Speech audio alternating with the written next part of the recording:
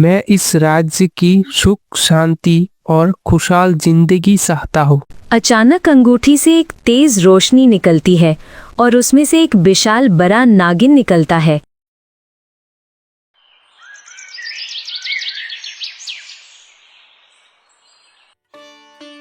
रात के तेज बारिश में एक लकड़हारा पेड़ के नीचे रो रहा था। हे भगवान, अब मैं क्या करूं? मेरी सारी लकड़ी तो गीली हो गई। अब मैं इन्हें बाजार में बेच भी नहीं सकता। घर में मेरे बीवी बच्चे बहुत भूखे हैं और मैं ऐसे खाली हाथ गए तो सब लोग टूट जाएंगे। अब मैं क्या करूं भगवान?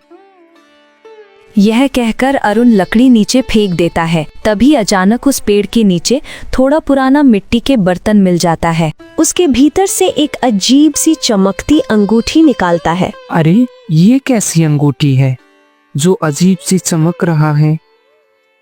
चलो इसको एक बार पहन कर देखता हूँ। फिर उस अंगूठी को पहन लेता है और कहता है, दिखने में तो ये अंगूठी बहुत अनमोल लग रहा है। चलो अब इसको साहूकार के पास बेच देता हूँ। शायद कुछ पैसे मिल जाए जिससे मेरे बीवी बच्चे भूखे तो नहीं रहेंगे ना। अरुण उस अंगूठी को निकालने की कोशिश करता है लेकिन वो अंगूठी नहीं निकलता। अरे, ये क्या हुआ? जब मैं इस अंगूठी को पहना था तब तो ये बहुत ढीली थी, लेकिन अब ये तो बहुत टाइट हो रहा है। निकालने की इतनी कोशिश कर रहा हूँ लेकिन निकालता ही नहीं। तभी अंगूठी से हल्की अटचकी की रोशनी आती है और आवाज लगाती है, जो तुम मांगेगा तुझे वो ही मिलेगा। कौन हो तुम? कहाँ से बात कर रहे हो? मेरे सामने आओ। डरो मत, मैं एक जादुई अंगूठी हूँ। मैं तुम्हारी कोई भी इच्छा को पूरी कर सकता हूँ। मांग लो तुम्हारी जो इच्छा हो। अरुण मन ही मन सोचने लगता है, अरे, ये तो एक जादुई अंगूठी है, तो मैं इससे बहुत सारा धन मांग सकता हूँ। गरीबी में मरने से अच्छा मैं परिवार को सुख और अच्छी जिंदगी दे सकूं। ठीक है जादुई अंगूठी, मेरी ये ख्वाहिश है कि तुम मुझे बहुत सारा धन दे दो। कुछ ही देर में उसके सामने ढेर सारा धन आ जाता है। अरे वाह, ये तो सच में बहुत सारा धन है। अब तो मैं अमीर हो गया हूँ। जल्दी से इन धन को लेके मैं अपने घर चला जाता हूँ। इसे देखकर मेरे बीवी और बच्चे बहुत ही खुश हो जाएंगे। अरुण धन समेटकर घर की ओर निकल पड़ता है, लेकिन दूर खड़ी एक चोर सब कुछ देख लेता है। अरे, ये तो एक लकड़हारा है। इसके पास इतने धन कहाँ से आया? जल्दी से जाकर ये खबर सरदार को देना होगा। सरदार सुनते ही खुश हो जाएंगे। इतना कहकर वो भागते हुए सरदार के पास चला जाता है। सरदार, मैंने एक लकड़हारे के पास बहुत सारा धन देखा। हमें किसी भी कीमत पर वो धन हासिल करना होगा। अगर ये धन हमारे पास आ गए तो हमें चोरी और डकैती से आजीवन मुक्ति मिल जाएगा। ये तो बहुत अच्छी खबर है। चलो आज रात ही हम उसके घर में चोरी करते हैं। इतना कहकर वो दोनों अरुण का पीछा करते हुए उसके घर तक पहुंच जाते हैं। क्या हुआ जी, कुछ खाने को लाए हो या नहीं? क्या आज भी खाली हाथ लौट आए? अरे भाग्यवान, देखो तो मैं कितना सारा धन लेके आया हूँ। इस धन से हमारी बच्चों को कोई भी कमी नहीं होगी। क्या हुआ जी, आप इतना सारा धन कहाँ से लाए हो? कहीं किसी के घर में चोरी तो नहीं किया ना? हे भगवान, मैंने आपको कितनी बार कहा है, कुछ भी हो जाए आप कभी भी गलत रास्ता नहीं अपनाएंगे। अरे मालती, मैंने कोई चोरी नहीं किया। मुझे तो ये एक वरदान में मिला है। अब हम कभी भी भूखे नहीं सोएंगे। अब हम बहुत अमीर हो चुके हैं। तभी मोनू अंदर से दौड़ कर आता है। माँ, मुझे बहुत ज्यादा भूख लगी है। हाँ बेटा, तुम थोड़ी देर रुको, मैं तुम्हारे लिए कुछ बना के लाता हूँ। मैं ये सब धन मटके पे उठाकर जमीन में गाड़ देता हूँ ताकि हमारे घर पे कोई चोरी ना कर पाए। हाँ, आप ठीक कह रहे हो, तभी किसी को पता नहीं चलेगा। तभी सरदार और उसका साथी उसके दरवाजे पे दस्तक देते हैं। इतनी रात को कौन आया है? जैसी ही मालती बाहर जाता है तभी सरदार और उसका साथी अंदर घुस जाता है। अरे अरे, कौन हो तुम लोग और मेरे घर में तुम लोग क्या कर रहे हो? चुपचाप चले जाओ यहाँ से। हम यहाँ से तभी जाएंगे जब तुम हमें वो सारा धन दे दोगे। मेरे पास कोई भी धन नहीं है, देख रहे हो ना, मैं तो एक झोपड़ी में रहता हूँ। मेरे पास कैसे धन हो सकता है? झूठ मत बोल, झूठ बोला तो तेरे बेटे को मार दूंगा। नहीं, ऐसा मत करो। आप वो धन इन्हें दे दीजिए। हमारे बेटे से बढ़कर धन नहीं है। हम उस धन के बिना भी गुजारा कर सकते हैं। मैं उस धन को नहीं दे सकता हूँ। एक बार मैं गरीब हो चुका हूँ, दोबारा मैं गरीब नहीं होना चाहता। सरदार आदित्य की गले पर चाकू रख देते हैं। अगर ध्यान नहीं दिया तो तेरे बेटे को अभी यहीं पे मार देंगे। रुक जाओ तुम लोग, मेरे बेटे को छोड़ दो, मैं तुम्हें वो धन दे देता हूँ। अरुण वह धन के थैले को लेकर सरदार को दे देता है। इतना धन है तेरे पास, फिर भी झूठ बोला मुझे। इसकी सजा तो मिलेगी तुझे। मैं इस धन को भी ले जाऊंगा और तेरे बेटे को भी। नहीं नहीं, मेरे बेटे को छोड़ दो। लेकिन सरदार चला जाता है, उसका बेटा और धन को लेकर। ये सब आपके वजह से हुआ है। अगर वो धन आप पहले ही दे देते तो वो मेरे बेटे को नहीं ले जाते। अब तो धन भी गया और मेरा बेटा भी। मुझे मेरा बेटा वापस चाहिए। आप कुछ भी करिए, मुझे मेरा बेटा वापस लाके दीजिए। हे जादुई अंगूठी, ये तेरी कैसी लीला है? कुछ देर के लिए धन आया और चला भी गया और मेरे बेटे को भी ले गया। तुम क्यों रो रहे हो? अभी तुम्हारे पास 3 इच्छाएं बाकी हैं। बताओ तुम्हारी क्या इच्छा है? हे जादुई अंगूठी, तुम मेरे बेटे को मेरे पास लेके आओ, यही मेरी दूसरी ख्वाहिश है। सोच लो, तुम्हारे पास केवल 2 ही इच्छा बाकी है। ठीक है, पहले तुम मेरे बेटे को मेरे पास लेकर आओ। फिर तेज रोशनी उठता है और कुछ ही देर में उसका बेटा वहीं पर आ जाता है। आदित्य, मेरा बेटा, तुम ठीक तो हो ना? लेकिन आदित्य अचानक चक्कर खा के गिर जाता है। क्या हुआ बेटा? उठो उठो बेटा उठो। ऐसी कोई जादुई अंगूठी नहीं है, इसे अभी उतार कर फेंक दो। हमें कोई वरदान नहीं चाहिए। हम जैसे हैं वैसे ही खुश रह सकते हैं। ऐसा ना हो कि एक दिन हम अपने बेटे से ही हाथ धो बैठे। मालती, मैं इसे बहुत उतारने की कोशिश कर चुका हूँ, लेकिन ये उतारता ही नहीं। मैं क्या करूँ?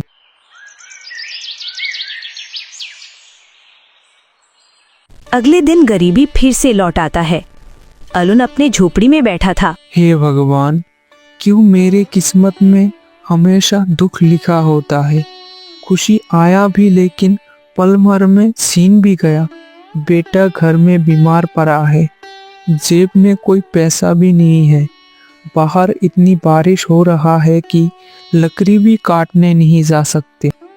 मांग ले, तुझे क्या मांगना है? ये तेरी तीसरी इच्छा है। मांग ले, फिर तुझे शायद मौका मिले या ना मिले। इस बार मैं ऐसा मांगूंगा कि कभी भी मुझे कोई कमी की नहीं रहे। ठीक है, मुझे एक बहुत बड़ा महल चाहिए, जिस महल का मैं राजा बन सकूं। ठीक है, तुम्हारी ये इच्छा पूरी हो जाएगी। कुछ देर में उसकी झोपड़ी एक आलीशान महल में बदल जाता है। देखो मालती, हमारी झोपड़ी अब महल बन गया है। अब हमारे पास किसी भी चीज की कमी नहीं होगी। मैंने ये सब जादुई अंगूठी से मंगा था। लेकिन मुझे तो बहुत डर लग रहा है कि ये जादुई अंगूठी हमें कोई मुसीबत में ना डाल दे। अरुण बहुत खुश था, लेकिन उसका पत्नी बहुत चिंतित थी। अगले दिन राजमहल से एक सेना आया। बाहर आओ अरुण, बाहर आओ, तुम्हें महाराज ने बुलाया है। महाराज ने हमें क्यों बुलाया है? तू रातों रात कैसे इतने अमीर बन गया और इतना बड़ा महल कैसे बनाया?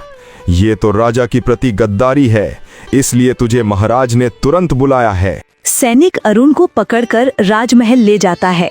महाराज, ये देखिए, यही अरुण है जिसने रातों रात गांव में महल खड़ी कर दिया है। तुमने रातों रात कैसे महल बना लिया, बताओ। महाराज, मेरे पास एक जादुई अंगूठी है, उन्हीं की मदद से मैंने महल बनाया है। तुम्हारी हिम्मत कैसे हुई एक लकड़हारा होकर राजा को मूर्ख बनाने की? महाराज, मैं सच कह रहा हूँ, मैं अपनी सच्चाई को साबित कर सकता हूँ। आप बस एक बार मौका दीजिए। लेकिन राजा ने उसकी कोई बात नहीं सुना। सैनिकों, इस गद्दार को यहाँ से तुरंत ले जाओ और काल कोठरी में बंद कर दो। अब ऐसा नहीं कर सकते महाराज, मैंने इतने कष्ट झेल कर ये महल बनाया है, अब हमारे साथ ऐसा क्यों कर रहे हैं? राजा अरुण की कोई बात नहीं सुनता और सैनिक उसे बंदी कर लेते हैं। हे भगवान, ये मेरे साथ क्या हो रहा है? मैं जो कुछ भी मांगू उसका उल्टा परिणाम हो जाता है। अब मैं क्या करूं? इस अंगूठी ही मेरी मुसीबतों का जड़ है। मैं मेहनत करके अपनी जिंदगी जीना चाहता हूँ, मुझे इस अंगूठी से आजाद कर दो। इतना कहकर अरुण उस अंगूठी को निकालना चाहता है। क्यों नहीं निकल रहा है ये अंगूठी? मैं ईमानदारी और मेहनत से जिंदगी जीना चाहता हूँ, मुझे ही क्यों सजा मिल रहा है? जब तक तुम सारी इच्छा नहीं मांग लोगे तब तक ये अंगूठी तुम्हारे हाथ से नहीं निकलेगा। यह सुनकर अरुण क्रोधित हो जाता है। मैं तुमसे क्या मांगू अंगूठी? आज तक तुमसे जो भी मांगा है उसका उल्टा ही हुआ है। आज तुम्हारे वजह से ही मैं इन कारागार में बंद हूँ। इसमें मेरा कोई दोष नहीं है। तुमने जैसे ही इच्छा मांगी है मैंने सब कुछ दिया है। ये तुम्हारा दुर्भाग्य है, तुम्हारा भाग्य में सुख लिखा ही नहीं है। यह बात सुनकर बहुत दुखी हो जाता है। वहीं दूसरी तरफ राजमहल में मंत्री जी, अब मैं क्या करूं? मेरे राज्य के लोग भूख से तड़प रहे हैं, उनके चेहरे पे सिर्फ निराशा ही है। हमें ऐसा उपाय करना ही होगा जिससे उनका दुख हमेशा हमेशा के लिए दूर हो जाए। महाराज, हमें कुछ ना कुछ करना ही होगा, लेकिन हालात बहुत कठिन हैं। इस बार की भयानक बारिश ने पूरे राज्य को तबाह कर दिया है, किसानों की सारी फसलों की तबाह कर दिया है, कई घर टूटकर बिखर गया है। प्रजा बहुत चिंतित है। मैं जानता हूं मंत्री जी, पर प्रश्न ये है कि इनके लिए मैं क्या कर सकता हूं? राजकोष में जो धन बचा है और सबके कष्ट को दूर करने के लिए पर्याप्त नहीं है। महाराज, सत्य ये है कि कोष अब लगभग रिक्त हो चुका है। हम बहुत सारा धन प्रजा को दे चुके हैं, लेकिन भारी बारिश के कारण हमारी राज्य की बहुत हानि हो चुका है। बचा कुसा धन से भरपाई संभव नहीं है। तो फिर एक ही उपाय है, तुम राजगुरु के पास जाओ। अब हमें उनके मार्गदर्शन की जरूरत है। राजगुरु, हमारी राज्य की संकट की कोई समाधान बताइए। हमें उपाय चाहिए जिससे प्रजा सुखी और सुरक्षित रह सके। महाराज, ये संकट सामान्य उपाय से नहीं टल सकता। इसका अंत तभी होगा जब कोई विशेष व्यक्ति आपकी सहायता करे। विशेष व्यक्ति? कौन है वो बाबा?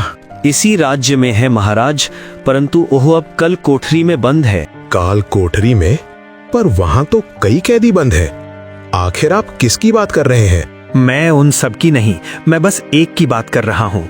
वो कोई साधारण मनुष्य नहीं है महाराज, उसके पास अद्भुत शक्तियों की एक रहस्यमयी अंगूठी है।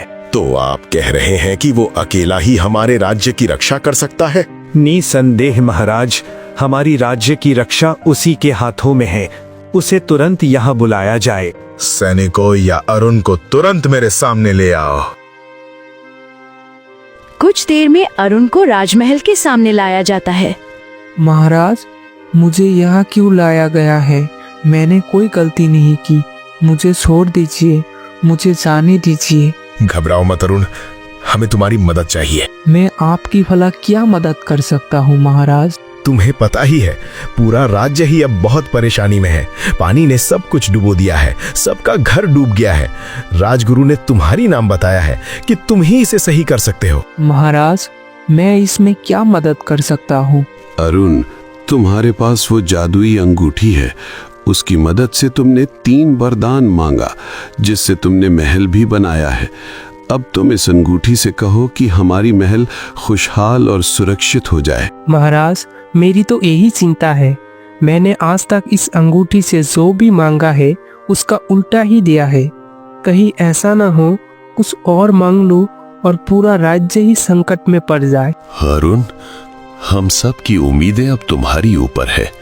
तुम इस अंगूठी से कह कर तो देखो। ठीक है महाराज, मैं एक बार प्रयास करके देखता हूँ। हे जादुई अंगूठी, मुझे अब तुमसे एक आखिरी वरदान चाहिए। कहो अरुण।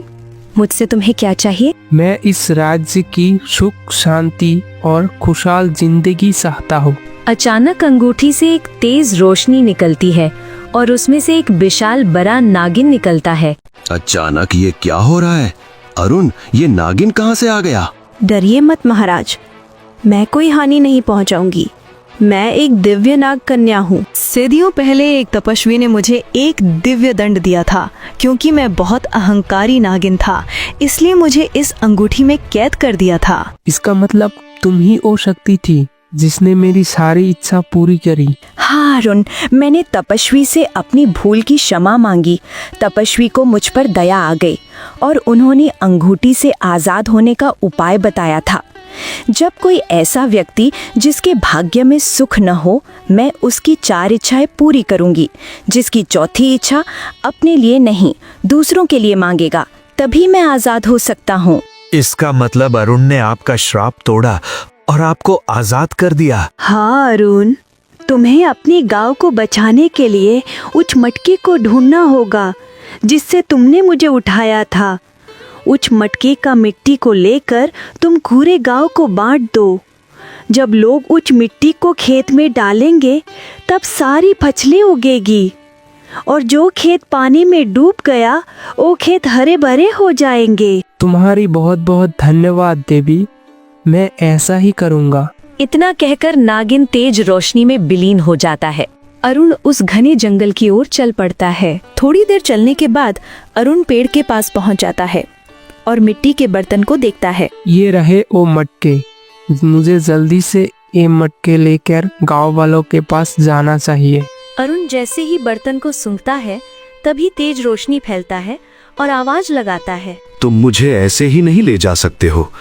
इसके लिए तुम्हें मेरा एक सवाल का उत्तर देना होगा। अरे ये तो एक जादुई मटका है, इसे अगर मुझे लेना है तो इसकी प्रश्न का उत्तर देना होगा। ठीक है, मैं तुम्हारी प्रश्न का उत्तर देने के लिए तैयार हूँ। बताओ, अगर किसी ने केवल अपने लिए लाभ कमाया और दूसरों के तकलीफ में कोई मदद नहीं की, तो बताओ उसका भविष्य कैसा होगा? जैसी करनी वैसी भरनी, मतलब जो जैसा करेगा उसके साथ वैसे ही होगा। सही उत्तर। तुम अब मटके को ले जा सकते हो। फिर अरुण मटके को हाथ में लेकर महल पहुंचता है। महाराज, ये देखिए, मैं वो जादुई मटका ले आया हूँ। सच में? तुम तो वही जादुई मिट्टी ले आए हो। जाओ और तुरंत गांव में सबको दे दो, ताकि सबकी खेत हरे भरे हों और गांव की हालत सुधर जाए। महाराज, मैं आज ही ये मिट्टी सारे गांव में बांट दूंगा।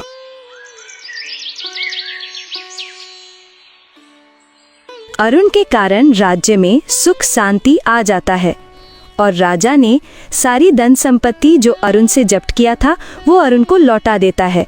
तभी से अरुण अपने परिवार को लेकर सुखी से रहने लगा।